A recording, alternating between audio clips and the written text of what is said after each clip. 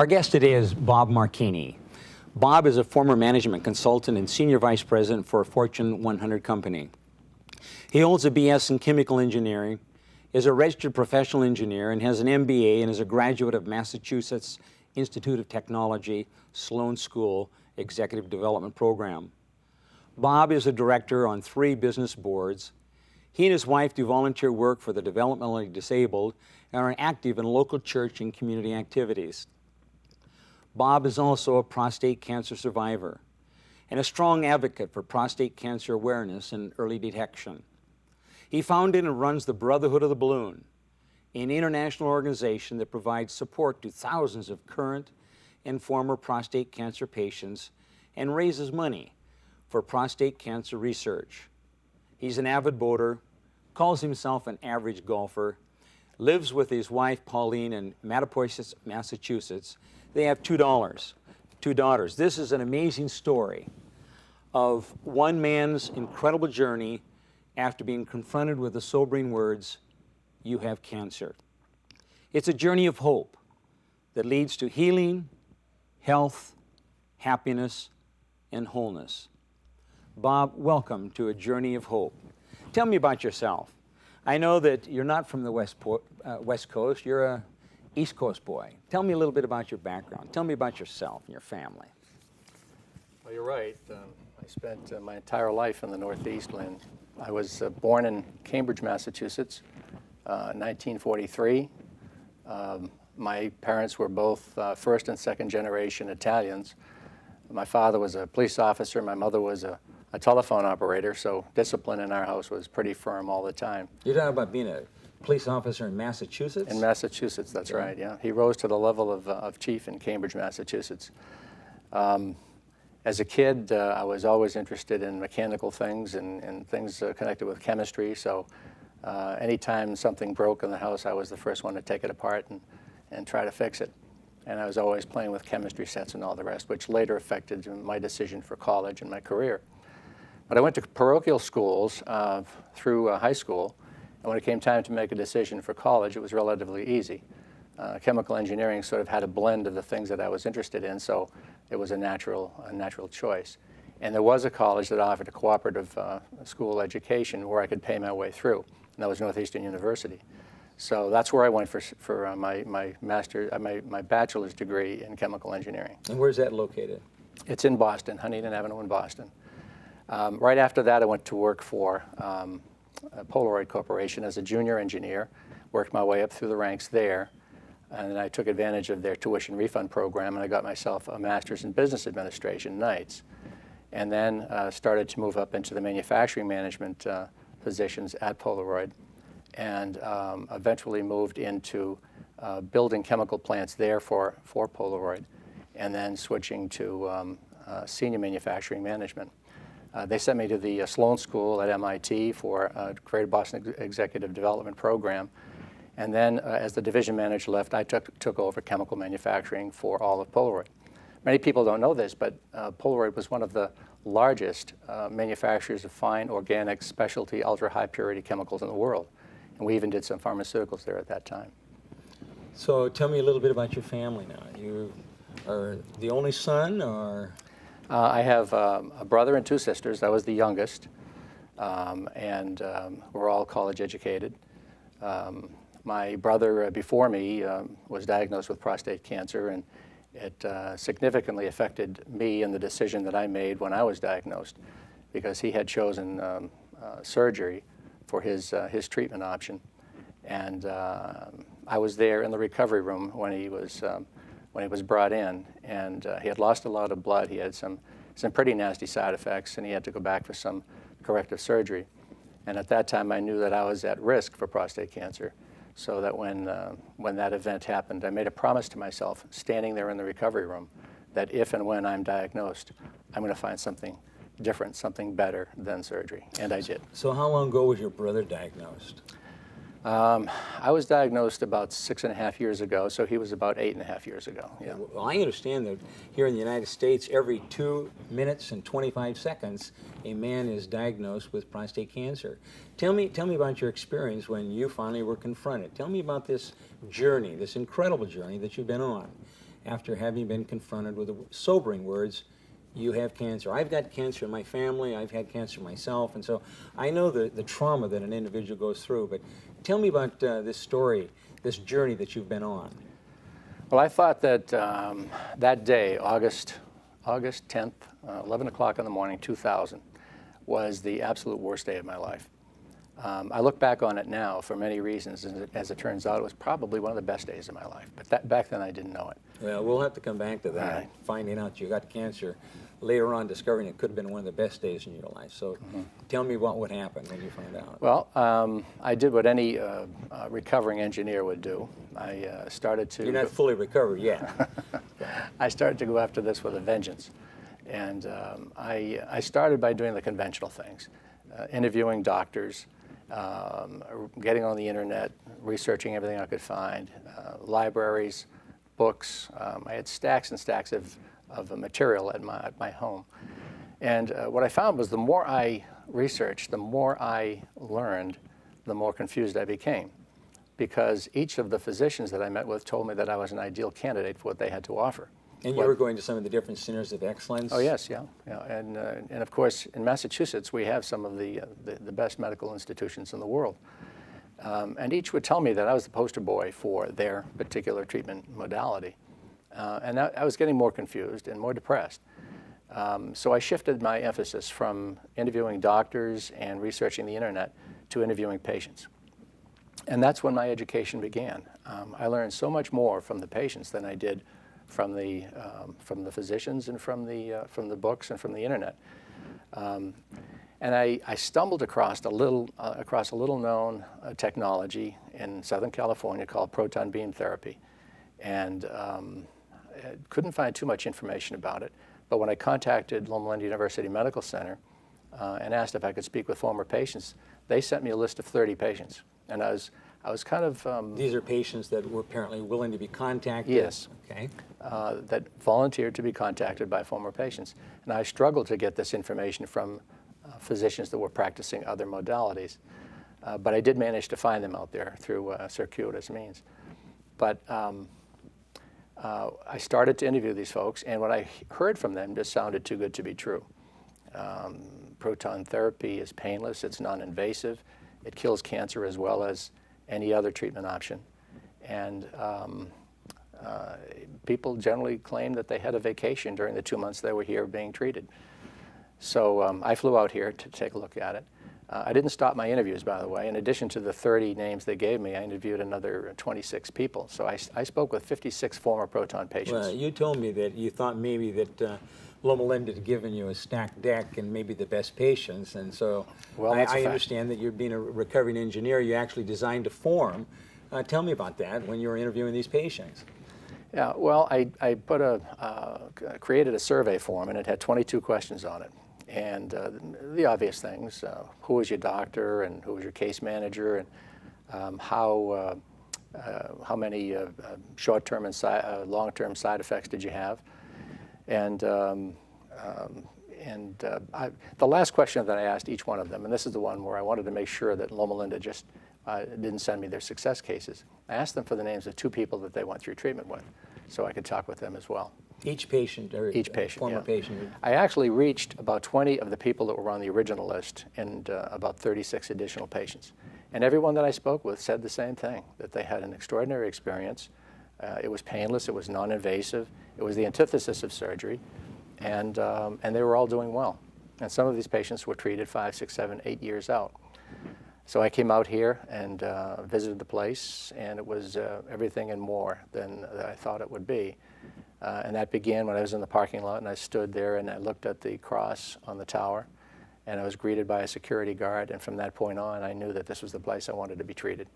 Well, you know, Loma Linda, you've heard me make this statement many times in some of our meetings, that Loma Linda University Medical Center is a religious institution, and we don't make any apologies for it. And out of the thousands upon thousands of people that are diagnosed with cancer, few come to Loma Linda, and we don't believe that anybody comes here by accident. So tell us a little bit about your journey while you were here and what actually you experienced and what actually happened. Now, being a cancer patient, I'm assuming that you had your treatments every day, and just tell us a little bit. And, I need to remind both you and the audience that Loma Linda is a medical school. It's a teaching institution, teaching hospital, and we do have a department of urology and some of the finest urologists in the world. We have a residency program here, and we have different options. And so proton therapy is one of the viable options offered here. And your journey led you here to Loma Linda. So tell us what happened when you came. You come by yourself? My wife came with me, my wife and partner for 40 years, not just in life, but also in this new ministry that we'll be talking about shortly. She came with me and spent the entire time with me. I was treated 5 days a week for a few minutes each day. The treatment itself was a non-event. It's painless and it's non-invasive. And it gives you an opportunity to get to meet some extraordinary people that provide care like no other medical institution in the world. Were you sick while you were out here? I never felt better in my life. I played golf almost every day. I played tennis with my wife. We worked out at the Drayson Center. Were you sick before you came? I wasn't sick before I came. I did take advantage of some things, though. I'd send photos back to my friends and relatives of pictures of me in the gantry being treated, but I never sent them photos of me playing golf on the golf course. I've got some here with me today. They were sending flowers and boxes of candies and get well cards, and of course we were out here having a wonderful time. So you didn't want to shut that down and let them know that things were really going quite well? It was wonderful. But in all honesty, my wife and I gained considerable knowledge. Loma Linda's mission is to make man whole. So they treat you physically, they treat you emotionally, and they treat you spiritually. You don't even see the spiritual component, but it's there. Both of us grew in our faith. My wife had a major transformation in her faith as a result of our time here. Well, I know both of you are very devout Roman Catholics and very actively involved in your local church. That's true. And yet we have, I have a very close Jewish friend who came through here and became much stronger in his faith just from his experience at Loma Linda. So there's something very special is going on here, and it just permeates the institution. A lot of people, a lot of members of the organization that I founded talk about the fact that it was divine intervention that led them here. They were divinely inspired. And I truly believe that for myself. One of our members in his testimonial said, and I've heard it mentioned by many people in different ways, God is truly in this place. He certainly guided me along the way. And in the early stages when I was very fearful, when I was having trouble sleeping at night, wondering if I was going to die from prostate cancer, wondering if I was going to be able to walk my daughter down the aisle for her wedding, I prayed. I prayed a lot and I prayed hard. And it was God that brought me through it, and there's no doubt in my mind that it was God that brought me to Loma Linda. Well, I know when you were out here, you got acquainted with several of the people that were on this same journey, going through treatments every day, and it's my understanding that you and some of the gantry boys got together, and probably this was at the end of, was it 2000? And you're probably trying to solve all the world problems. I noticed that when the guys get together, they start talking about anything and everything. And some people were still trying to figure out who the president was, and they're counting ballots. And tell me about what was going on, and you kind of decided you're going to stay in contact with some of these guys. So what really happened? Well, that turned out to be the birth of the organization, which we referred to as the Brotherhood of the Balloon. There were That's the Bob. That's the Bob. Brotherhood of the Balloon. That's correct, yep. Nothing to do with my first name, by the way. But we formed a bond, and this happens when people get together for a couple of months and you're being treated for a life-threatening disease. We formed a bond with each other, and most of us were highly technical, and we loved to joust on any issue, whether it's politics or technology. And as our treatments were coming to an end, we decided that we didn't want to let go of this connection. The connection with each other, the connection with Loma Linda, the connection with the technology. So I suggested that we stay in touch with each other. We form this little group of 5 or 6 men and stay in touch with each other, and I would volunteer to coordinate our communications. And I jokingly referred to this group as the Brotherhood of the Balloon. This was supposed to be something like this Dead Poet Society from the Robin Kind of a Williams secret book. little group. Yeah, because no men want nobody know about it. no men want others to know that they belong to a group called the Brotherhood of the Balloon.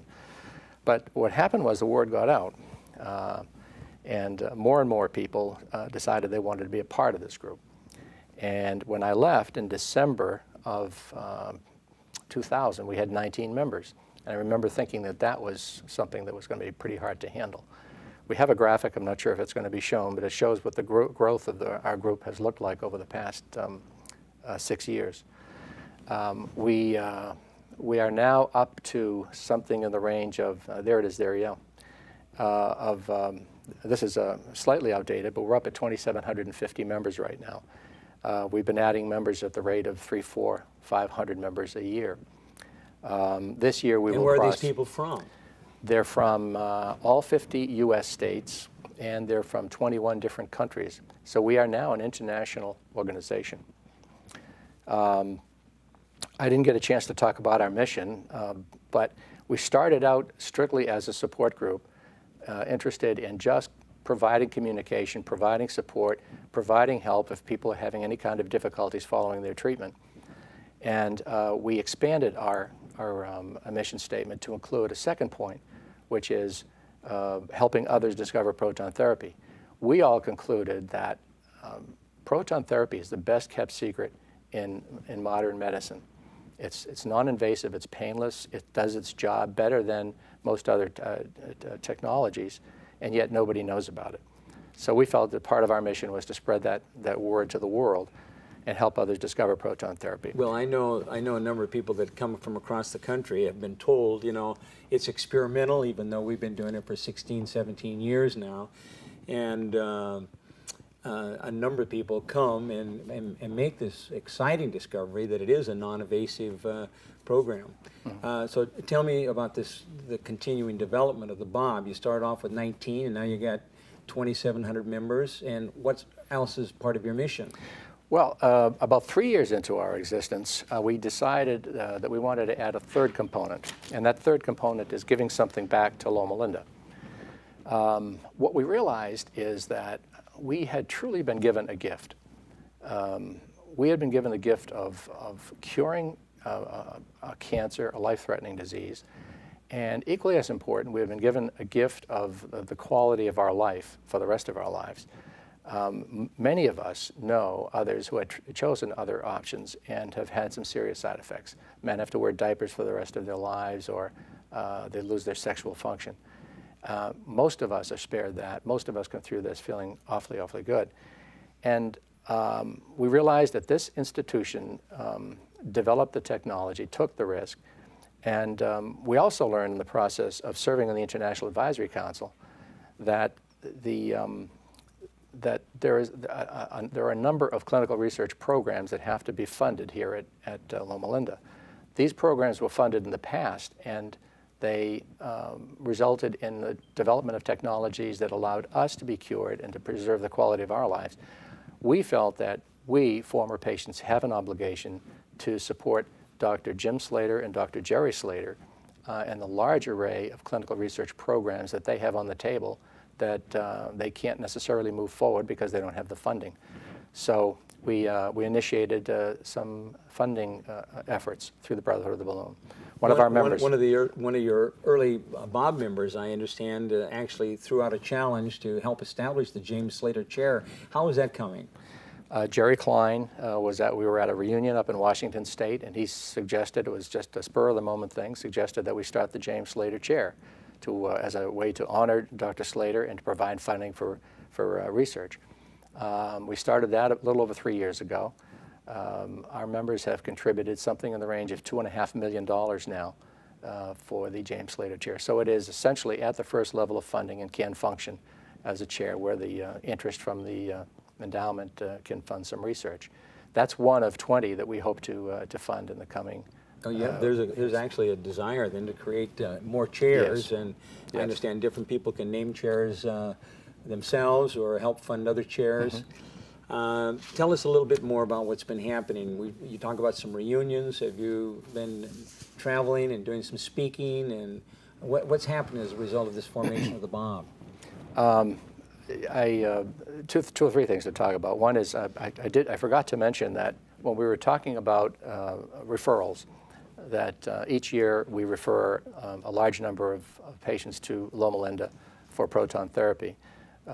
As it stands right now, it appears that roughly half the prostate cancer patients that come here today, and maybe more than half, are referrals from members of our group. And that makes us feel real good relative to the second part of our mission statement. They're out there actively being ambassadors for the institution and, exactly. and sharing the good news about proton therapy. Incidentally, when this therapy began 16, 17 years ago, that first year or two, we were treating about 4 different types of cancer, and now we're treating over 44 different kinds of cancer. Prostate, of course, being one of the larger percentages, 60, 70% of the patients, because so many men are being diagnosed with that.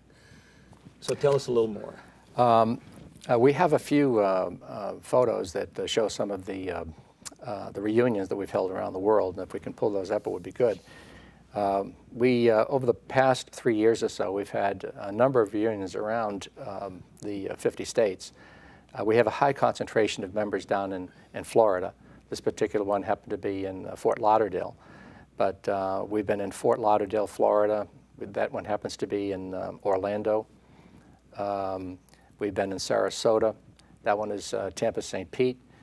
There are about 6 or 7 locations in Florida. That one is a Sarasota reunion that we had after a golf match. And there were about 30, 40 people there. The one on the screen now happens to be one that we held last year in Dallas, Texas, at the Cooper Clinic. And we had one of our best turnouts there. There were about 75 people at that, reunion. I happened to be there, and these were people from throughout the state. And actually, some came down from, I believe, Oklahoma, and had a wonderful time. And it's, again, an opportunity for these patients to be reconnected. And I've noticed in every one of the reunions, there's usually a few people that show up that have just been recently diagnosed, and it gives them an opportunity to talk to some people that have gone through the journey itself. Now, as you know, we've got some grandchildren. In our refrigerator, Bob, we have pictures of our grandchildren. But I've been in your home, and I've noticed some strange pictures on your refrigerator. And I've seen the picture of your PSA trend, and you've kind of reminded me that it's been going down, and it reminds you of your portfolio, I understand. But tell me about this picture on your refrigerator.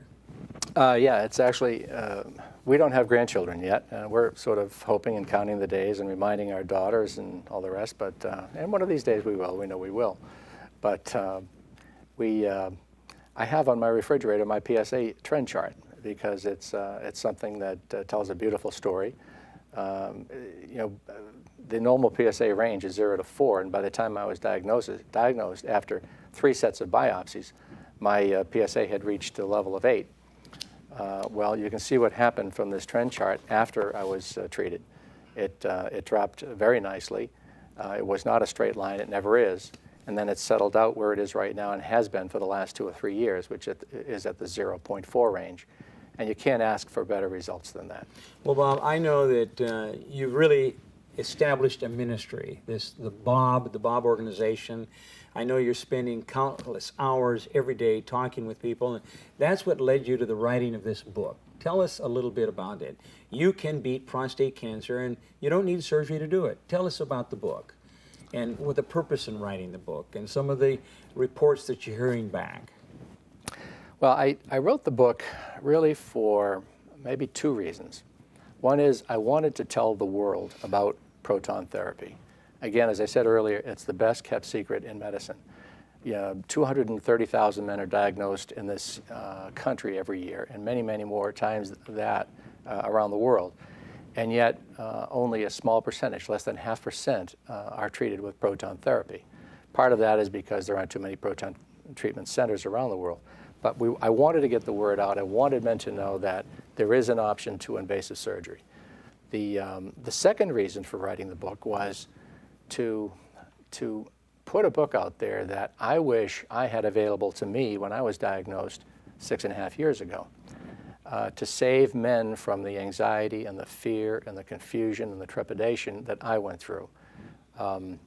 In the book, I tell people about my journey. It's a very personal book, but I also use the book as a way of instructing people in terms of what each of the treatment options look like. What are the pros and cons of each of the treatment options as I discovered them, as I researched them, and as I have learned about them in the 6 years since I've been treated. I bring them through understanding their diagnosis. I bring them through learning about a PSA and Gleason score and all of these things. I teach them about making their treatment decision. I help them understand what to do if their treatment fails. We talk about medical insurance coverage, which is a serious problem for some portion of the population dealing with medical insurers. And finally, at the end, I talk about the 10 steps that men and their families must take in order to ensure the proper diagnosis and treatment of their cancer. Well, I know we've already had some people showing up here at the institution that have read the book, and it relieved the anxiety and helped them with their journey. You've got quite an impressive array of various individuals from around the country that have given you this testimony. I see this here one by Ken Venturi. I find Bob Marchini's book to be the best source of information available to men who are at risk of prostate cancer or have been diagnosed with this disease. Well, we've only got a moment or two left here, but tell me, you made a statement about getting cancer was the best thing that's ever happened to you. Tell me about that. I was speaking at the University of Hampton, Virginia, in support of their proton treatment facility. And it just occurred to me as I was making that speech that it was at the time the lowest point in my life. It became one of the best things in my life because it gave me an opportunity to meet people like those folks here at Loma Linda and to be a part of 3,000 people's lives going forward. And you just can't exchange that for anything. All right. Well, thank you so much, Bob, for being with us.